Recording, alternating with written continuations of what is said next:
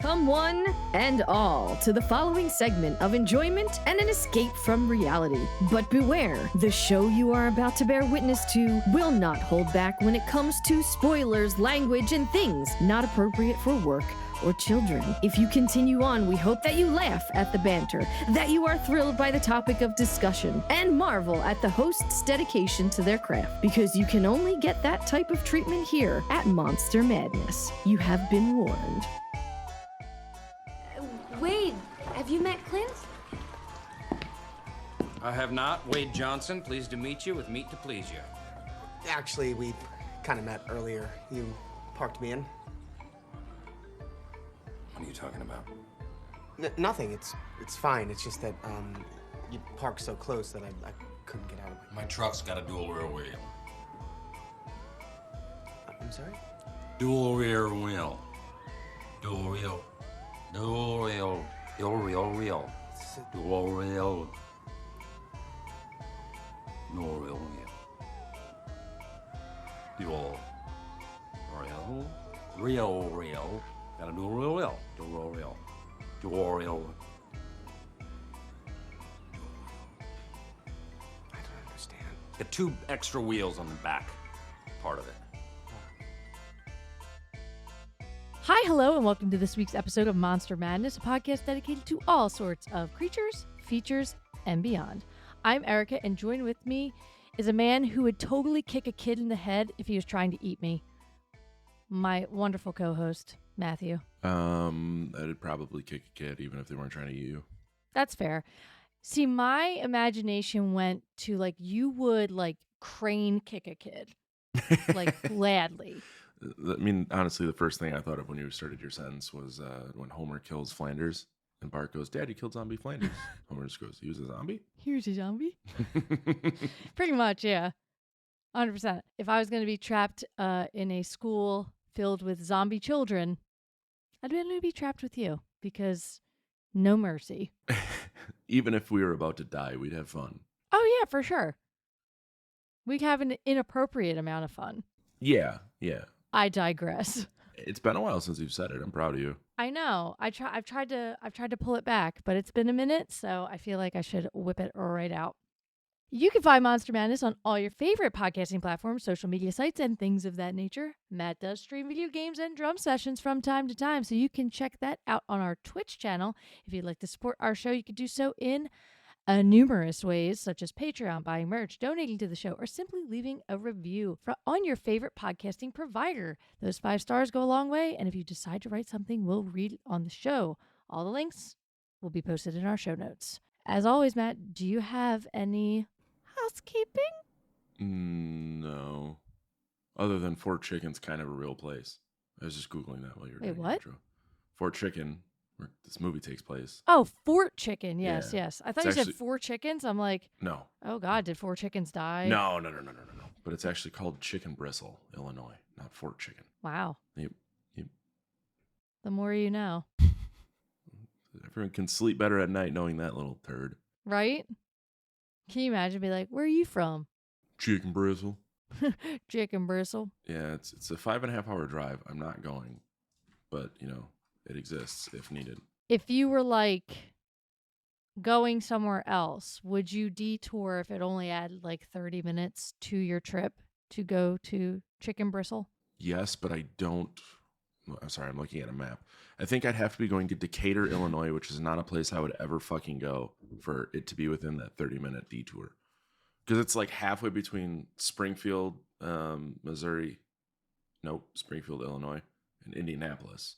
What if I moved to Decatur for this bit? For this, yes. I will pick you up. We can go to Chicken Bristle. Excellent. I wonder if the chicken is actually good. I think it's just a coincidence. It's an unincorporated community. There isn't even a population. Because they're all dead. Have you learned nothing from the movie we watched? I mean, I don't know if you know this, but movies aren't real. When I was a small child, I used to think movies were real and that if an actor died in a movie, they died in real life. Yeah, that's one of the dumber things about yourself you've told me. Wow, okay. I was 4. Sounds like you were still an idiot. Dumb baby. No, I lied. I was 6 because Still a it dumb was when baby. Titanic came out that it traumatized me the most because I had a really big crush on Leonardo DiCaprio at the time. Mhm. And, you know, spoiler alert for Titanic fans, or not fans if you haven't seen it yet, Leo dies at the end. And I was chagrined, to say the least, as Michael Scott would say. That was a big word for a dumb baby. David, you look chagrined. Yeah, I was really sad. I was inconsolable. It happens to the best. But I of got us. over it. It really does.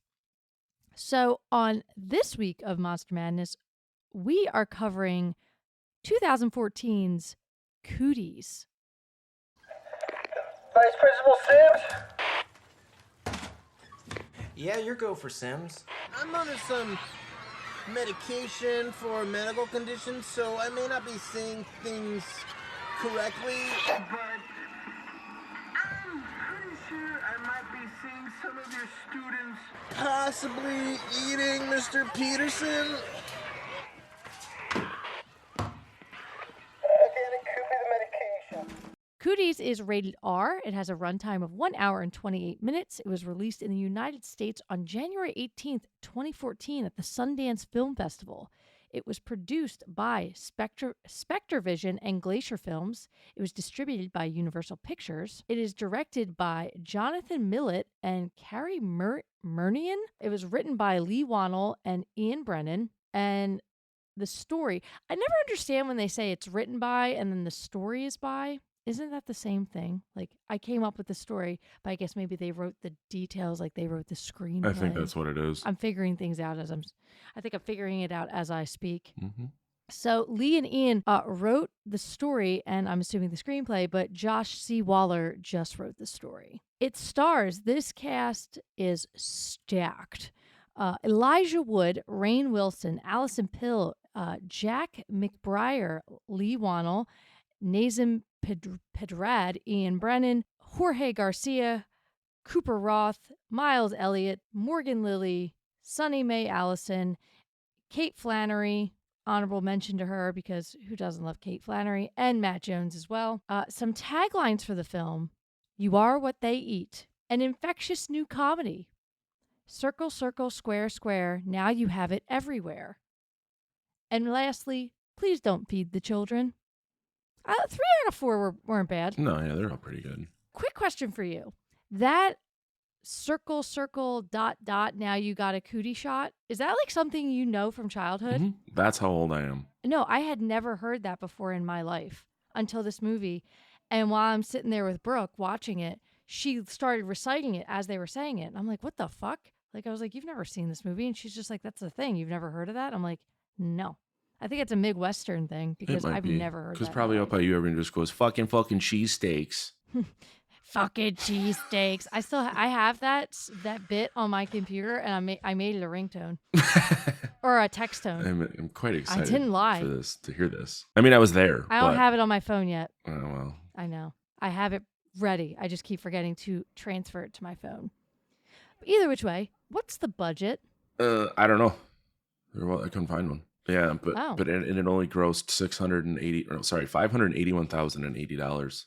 So just over $750,000 to today's monies. That's a bummer. That's a super bummer. That's a really good movie. Mm-hmm. And I can guarantee that it did not break even.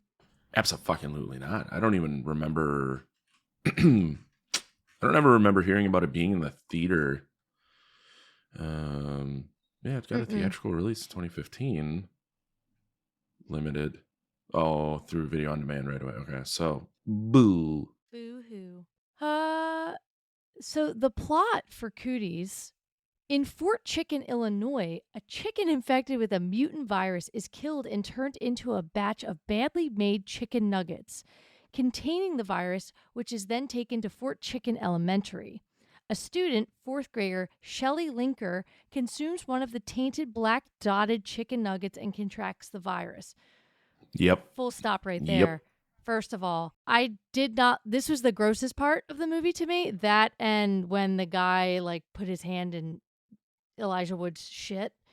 and vomit. I don't like to see how my food is made because I am a person, as you well know, and you are too, who likes chicken nugs. They're delicious. I don't want to know. Big chicken nugget family. I want to be I ate one tonight because my kids ate them. I want to be completely ignorant to the making of that.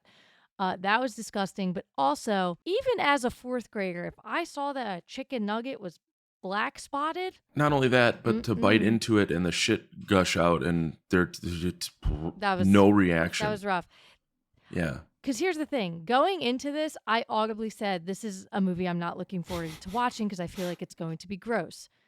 It started off and I was like, ugh, disgusting.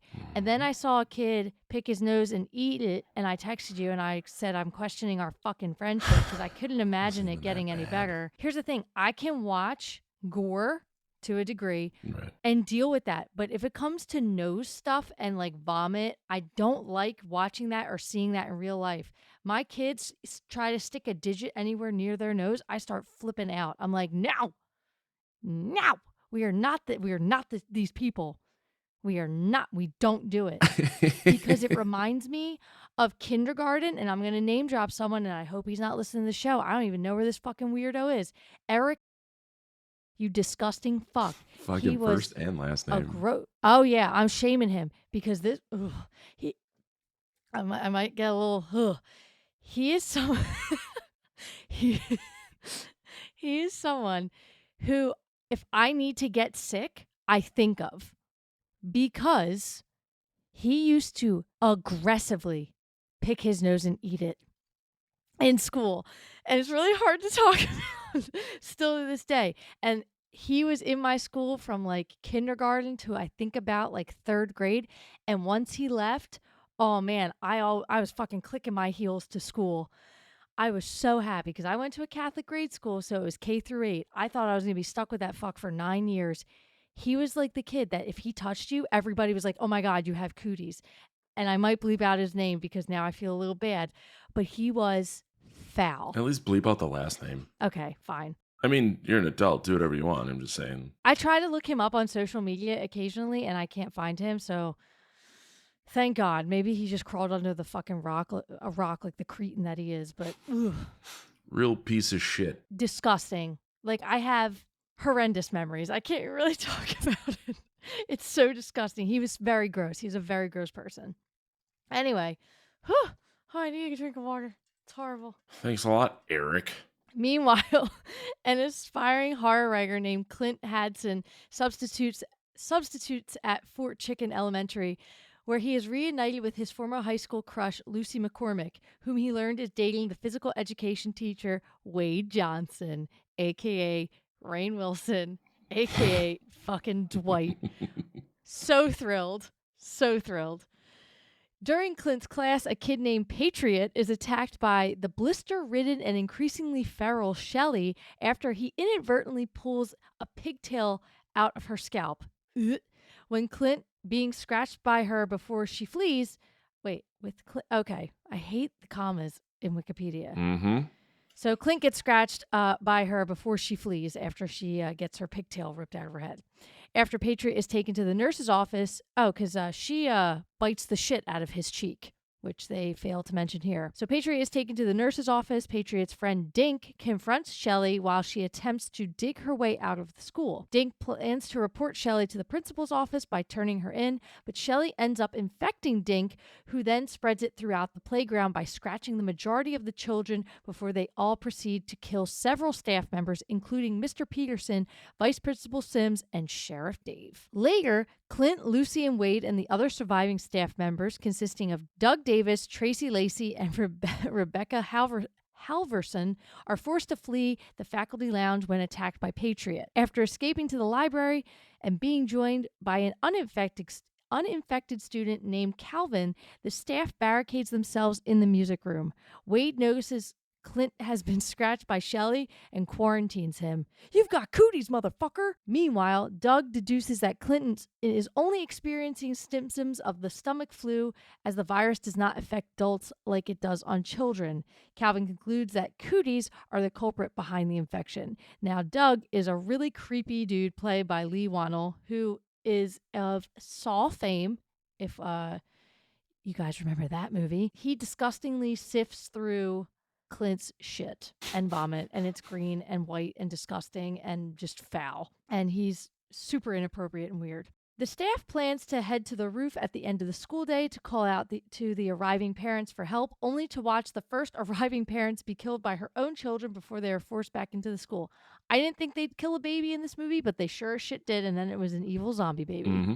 Sometimes you gotta kill a zombie baby. Sometimes you gotta kill a zombie baby. What the fuck? Oh, that was Dawn of the Dead, where she gave birth to the zombie baby, but then I love that shit. As Wade is forced to kill Dink when he follows them into the auditorium, the group is joined by a teenager named Tamara, who they found was scratched by one of the infected kids. Doug concludes from his autopsy of Dink that the infected children are mostly brain dead, and the virus only affects people that haven't gone through puberty, meaning that Tamara is safe. As Patriot takes out the power, the group sees that Calvin starts passing out from diabetic shock as they escape with the school janitor, Mr. Hitachi, and take refuge with him. The group sends Clint through the ventilation system to get a chocolate bar for Calvin, along with Wade's truck keys and their cell phones. Lucy joins Clint and they manage to secure a chocolate bar to bring Calvin out of diabetic shock. Clint and Lucy are separated from the group and get trapped in the library, where they confess their feelings for each other and kiss. Shortly after, Wade apologizes to Lucy for his behavior over a walkie-talkie. Clint knocks out several children with pills like Ritalin and Adderall and a bunch of other shit that he finds. And he and Lucy reconvene with Wade and the others as they make themselves improvised weapons. The staff fights their way through the hallway and the parking lot, with Hitachi being overwhelmed by the infected children inside the school, while Wade stays behind to ensure the others get away. Patriot, having hidden in Wade's truck bed, attacks Clint and ends up being crushed against a tree trunk with the hitch that looks like a fucking chicken. Yep, right in the fucking mouth. And Elijah yells, "Eat cock," I think, right before he slams on the fucking reverse. Because Patriot writes that on his car earlier in the movie. If I have another kid, I'm going to name him Patriot. The group continues to the nearby town of Danville, Fort Chicken's rival town, before Wade's truck runs out of gas. Finding the town similarly overrun while learning the viral infection has spread across the country. Several children ambush them, and they barricade themselves inside a children's entertainment building where they retrieve a contaminated chicken nugget for Doug to study in the hopes of developing a vaccine. They are later cornered in a playroom by Shelley and the infected children. Wade and Hitachi arrive in a van and help the group escape the room, because that famous rule, if you don't see them die, they're not dead. Wade uses a massive beach ball to barricade the children inside while spraying them with a water gun filled with gasoline, lighting the gasoline trail to burn the building down. They manage to escape, driving out of the town to some place kids don't want to go, as Shelley burns to death in pursuit. In a post-credit scene, Hitachi is seen at the school, sitting in a chair and having his snack, and finishes telling a story he was telling the teachers earlier. In an alternate ending, the remaining adults reach a campground, only to be surrounded by infected children before cutting the scene to black, leaving their fates unknown. In a flashback sequence, the infected chicken nuggets were shown being delivered to various places across the country, as it is shown that it was delivered to an amusement park, an aquarium, and a family fun center. And that, my friends, is the plot of Cooties. Let's all go to the lobby. Let's all go to the lobby. Let's all go to the lobby to get ourselves a treat. You better not let anything happen to her, asshole. Really? That's funny, because I was thinking of letting really bad things happen to her. I will squeeze up in there and slap your dick off. Cooties. I don't know. I'm sorry. Cooties. Apparently there was a second one that was written, and has not come out yet. That's a bummer. Well, I mean, it's about COVID. Oh. I guess not so much of a bummer. What was it? It had a funny name to it. The High COVID is what it was called. It's called what now? It was Cooties 2, The High COVID. Okay, so it probably sucked and not a single actor returned. It never got made. So I think there was just like concepts of it. So at this point, I'm assuming it's too far away from COVID. So they're like, if you didn't make it before 2024, it's going to become irrelevant.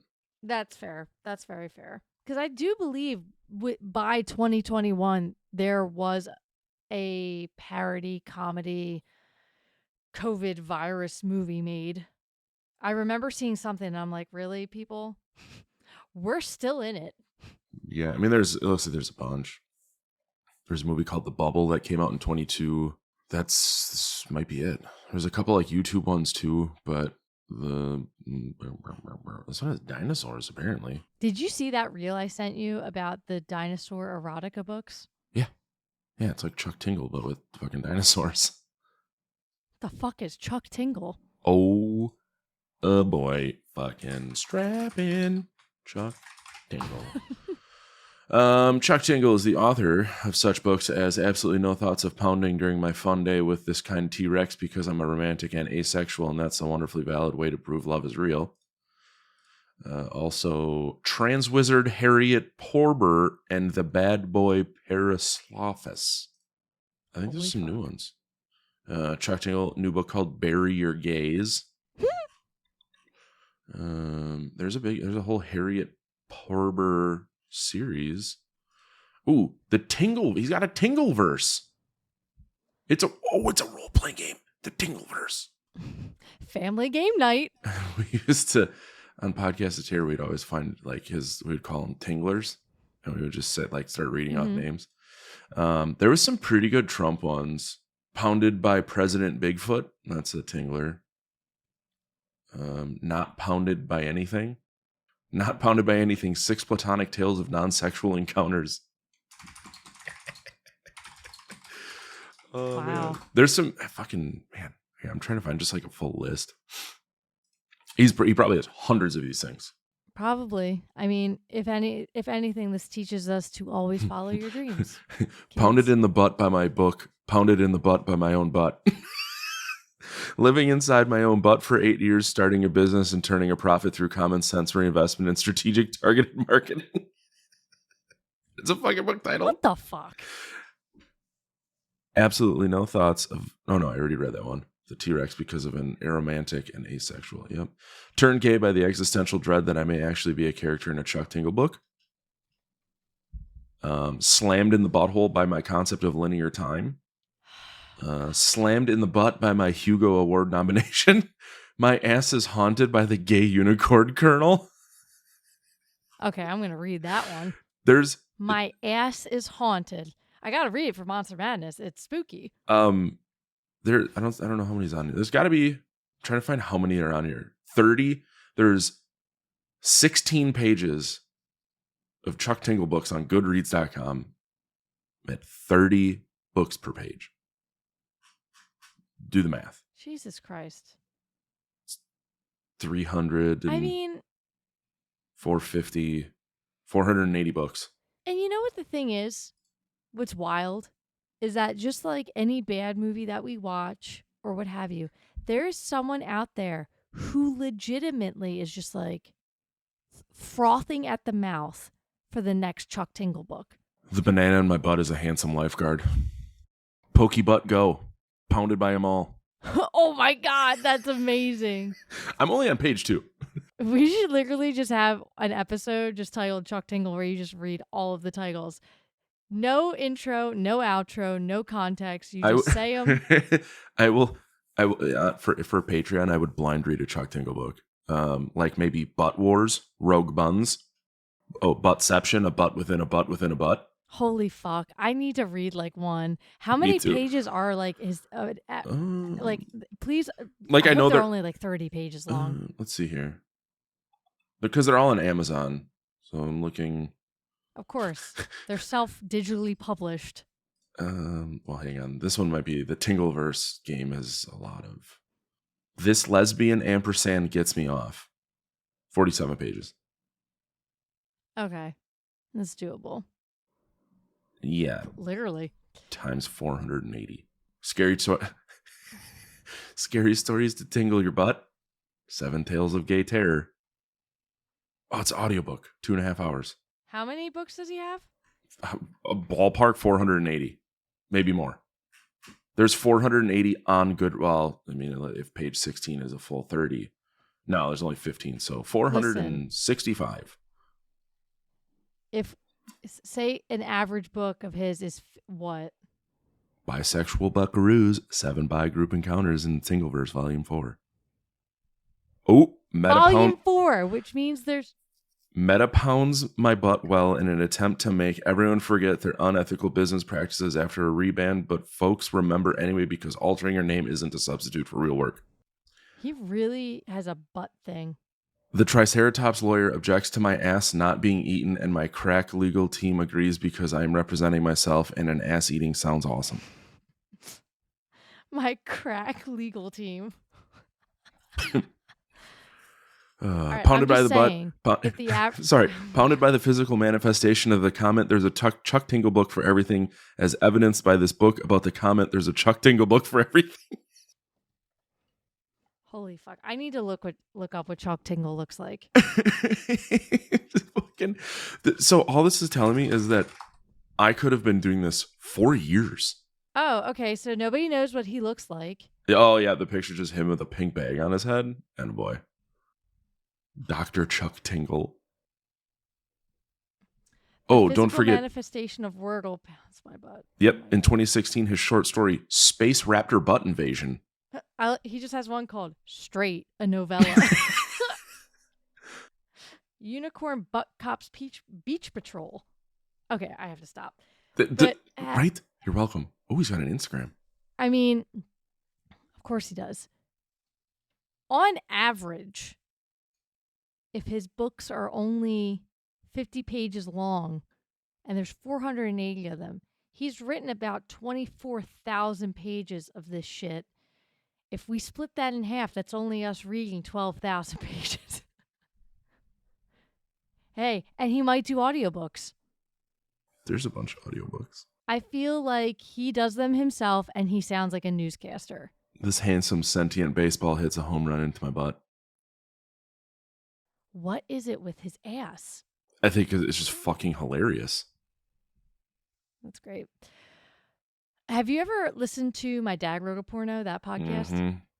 I think I got through season 1. Oh man, I think I did the first 3 books, the Belinda Blinked series. Fucking wild. Fuck, I'm gonna have to go back and listen, read, catch up. It was fucking hilarious though. Oh yeah, no, it's good. It never stops being funny, and it never stops being shocking. But any which way, Cooties, I'm gonna hit you with some monster minutiaes because I can't think of. Oh God, you have one more. I found the audio. Finale. Hit me with the last. Yeah, I found it because I looked on YouTube because I wanted to hear what the voice is like, and it's Chuck Tingle reading "Slammed in the Butt" by my smartphone's missing headphone jack. It's like a female British person reading it, so it's not him. But damn it, that's disappointing. This one's only 18 minutes long, so I mean, there you go. Yeah. There you go. I'm just going to tack it on the end of the episode. Just straight 18 minutes. We'll be Tingle philosophers by the end of the month. God. Tingle historians. I do like to beef up my resume. No, I believe that the correct way is that you want to get pounded in the butt by your resume. Oh, I got to close this because I keep finding new ones that I want to read. Subscribe to the Patreon and you'll have Matt do live You can pick Chuck the Tingler books. that I read. Yep, there you go. New Patreon bonus.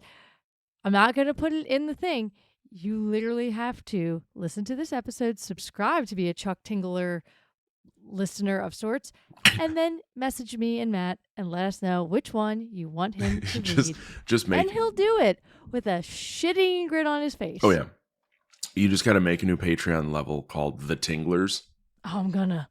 Oh, fuck yeah. That's awesome. I can't wait to. Let me write this down. I truly hope someone does, because this is something I've known about for the better part of, I don't know, 7-8 years. Never read one. But when it comes up, it's always so fucking hilarious. True. Guys, you could literally turn Matt into an avid reader. Think about it. He doesn't like to read. Hate it. He listens to audiobooks. That is true. See that? Why do you hate to read? That is, I don't understand. Because I have a hard time focusing on it. It's not that I dislike reading or the action of reading. I have nothing against it. It's just that I'd never process information well doing it. Like, even if I'm reading something for work, I have to like skim or do it in chunks. So I skim for like keywords that I'm looking for, and then I'll go back and read it for what I'm looking for. You were that kid in grade school when they're like, okay, everybody, we're reading a paragraph. I was reading it each. way You're ahead, like, 1, missing 2, 3, everything 4. that people were saying to make sure that I didn't fuck it up. That was all of us. Oh, shit.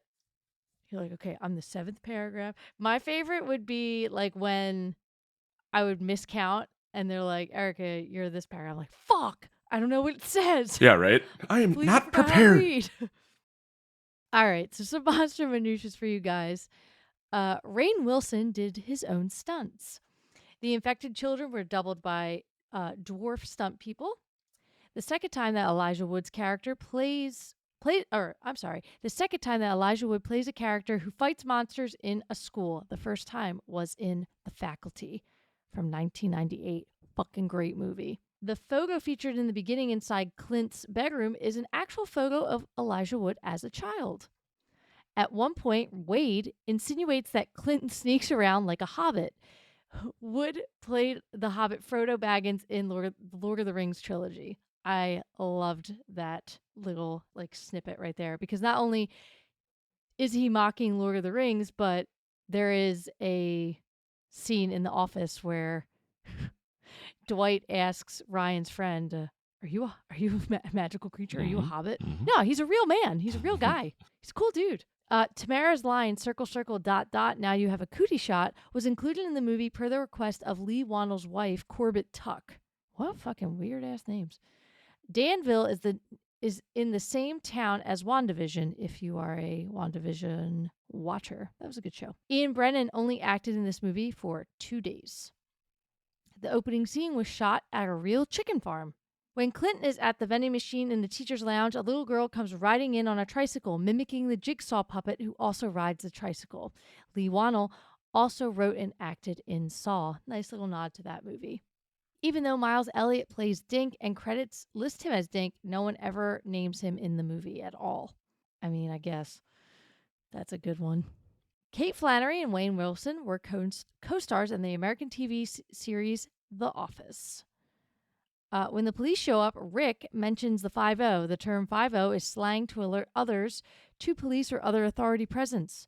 It was derived from the TV show Hawaii 5-0. Garcia is a regular cast member of the reboot, which I do not think is around anymore. When the group of survivors drive through the town of Danville, they pass a movie theater with 2 movie posters displayed. One is this movie with the skeletal hand holding the lollipop, and the other is A Girl Walks Home Alone at Night, which is co-produced by the Cooties writer Josh C. Waller. And the second, the last one is the same exact fact as the one I just read. So that's the last one. Some interesting little minutiae for you there. I do love the poster.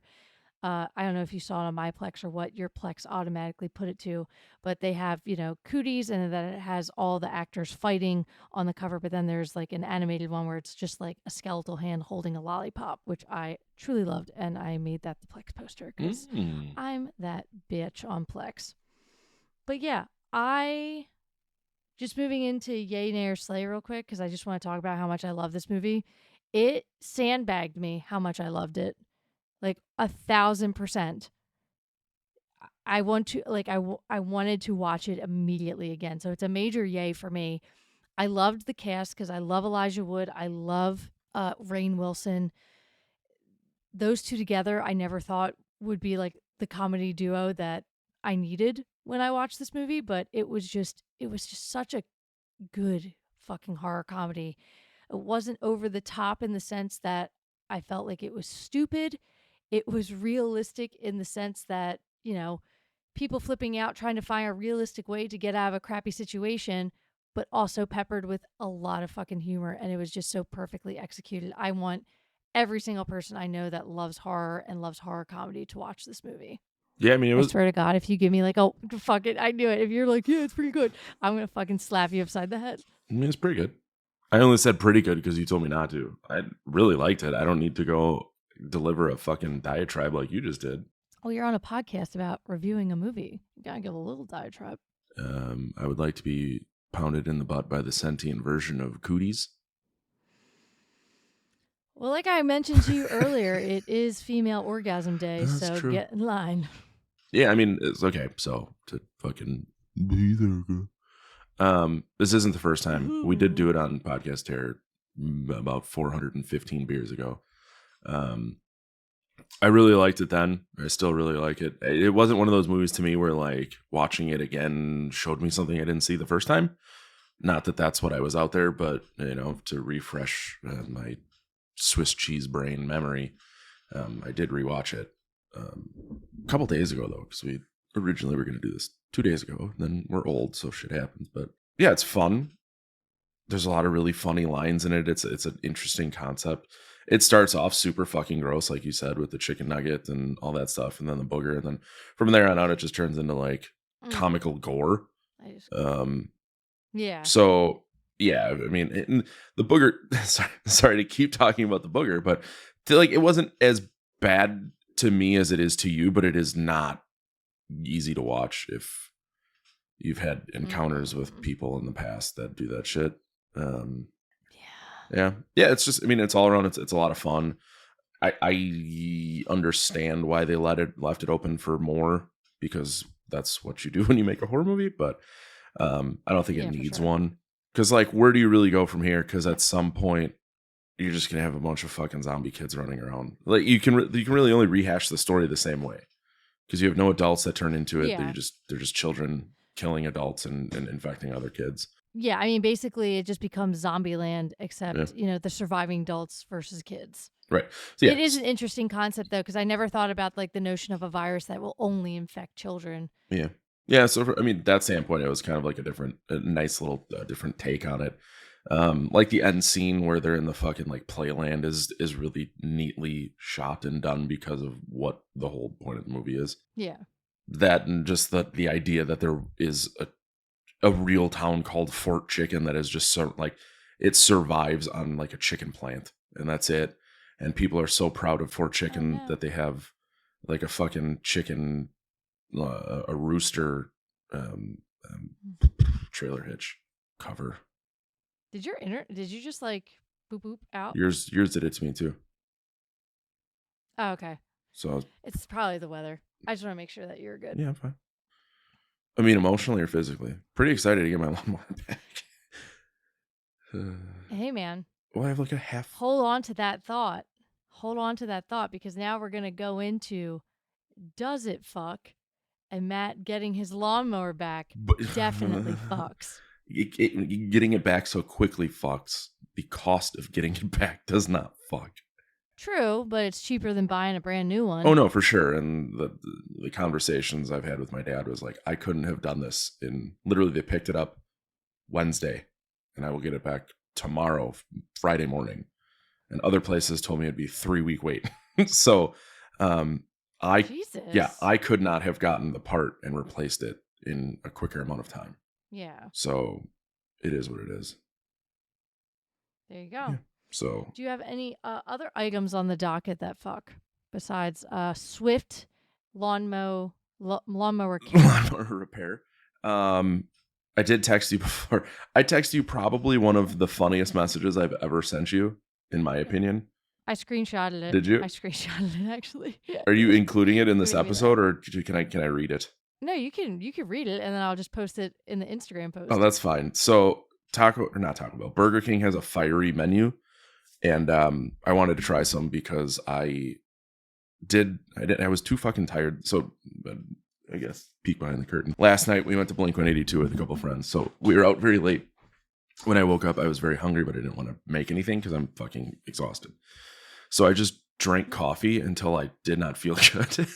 Like I just drank coffee until my stomach was, and it wasn't like on purpose. I just only drank coffee and I had nothing. But so I had to go out to Costco to get meat and decided to stop at Burger King, and they have their fiery menu. And I didn't like, you can get like all of the fiery menu options in one like order thing through the app, but it was $18 and I didn't eat a full-size chicken, a full-size Whopper, that soda that I'm really not sure about when I just wanted a Diet Coke, because it's like a fiery strawberry Sprite something or other.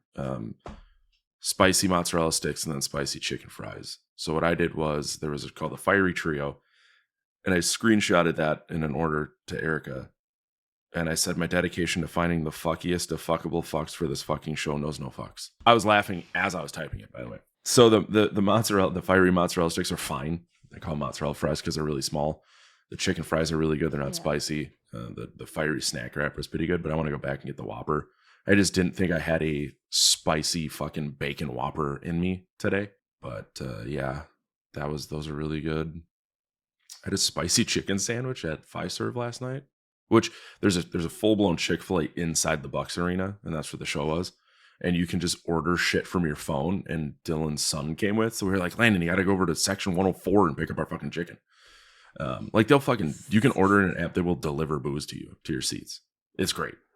That's amazing. Yes, and it's really not that looked obnoxious. like a really nice stadium. Yeah, it's pretty new. I saw Metallica there called like the year it opened. But it's a nice place. They really did it up, because it used to be a place called the Bradley Center and it was a turd. And now they like ripped the whole thing up, and they have the Deer District if you pay attention to NBA, and there's like bars and stuff. So it's like we stood outside a bar in the Deer District and drank before going into the show. It was like a really nice day. It was like low 70s or some shit.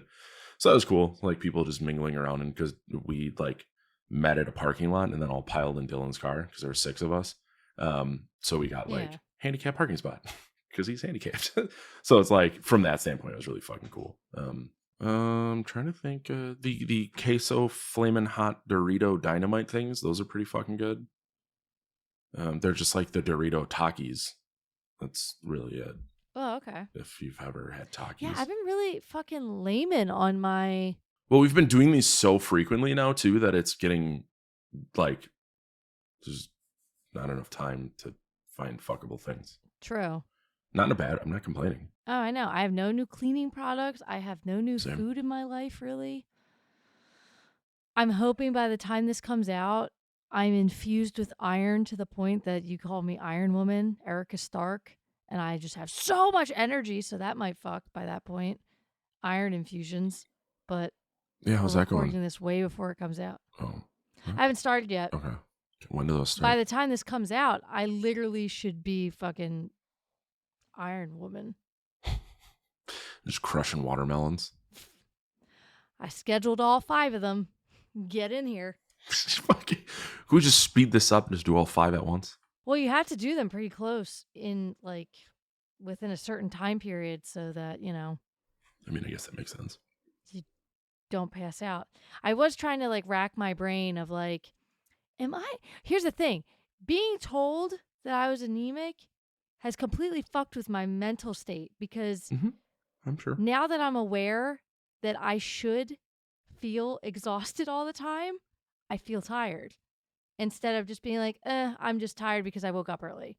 But now I'm like trying to think, I'm like, well, there was that one time I went to a concert and it was like 10 o'clock at night and I'm like getting blared at by music and I'm like, I could fall asleep right in my chair. I'm like, that probably wasn't normal.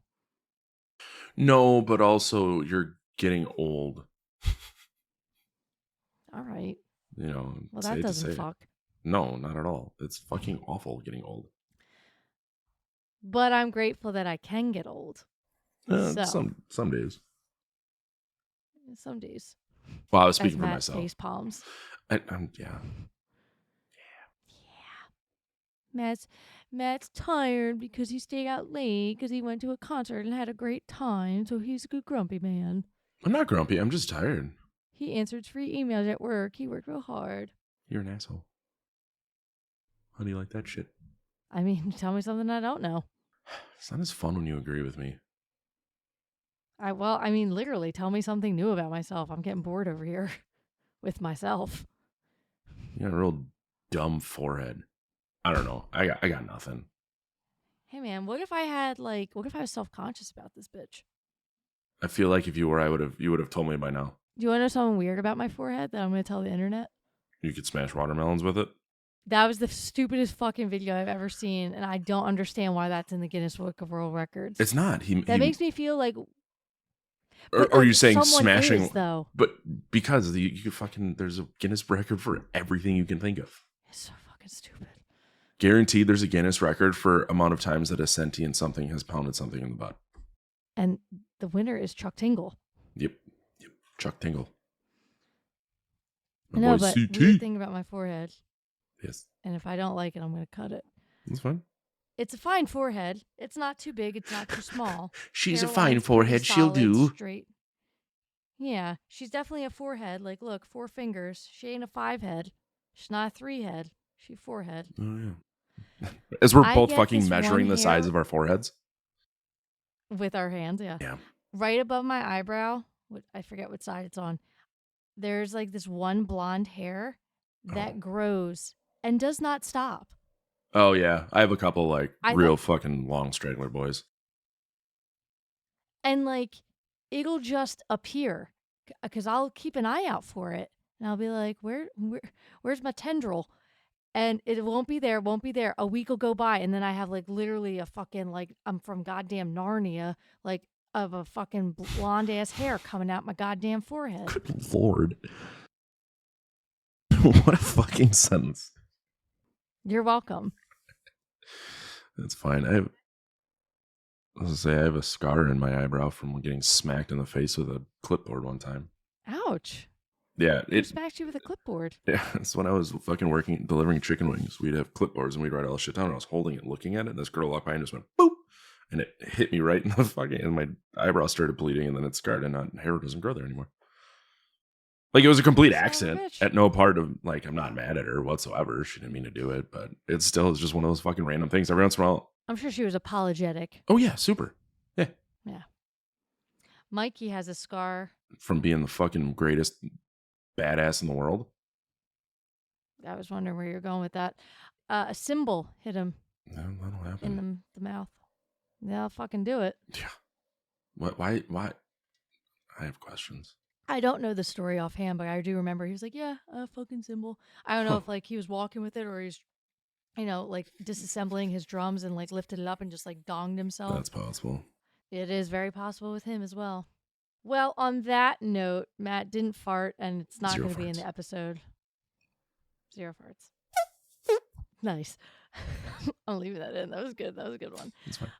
That's going to do it for this episode of Monster Madness. Next time, we are going to be watching The Final Girls.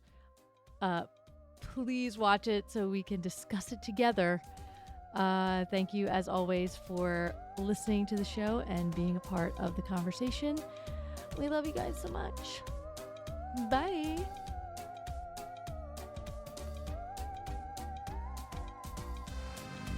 Oh! Clint, are you okay? It sounds... Yeah, no, I'm fine. I'm fine. What happened to your arm? Oh, nothing. Oh, shit. What? It's just a scratch. Son of a bitch, he's infected. No, it's nothing. I'm You fine. got cooties, motherfucker! Time for a quarantine. No, I'm feeling You're fine. coming with me.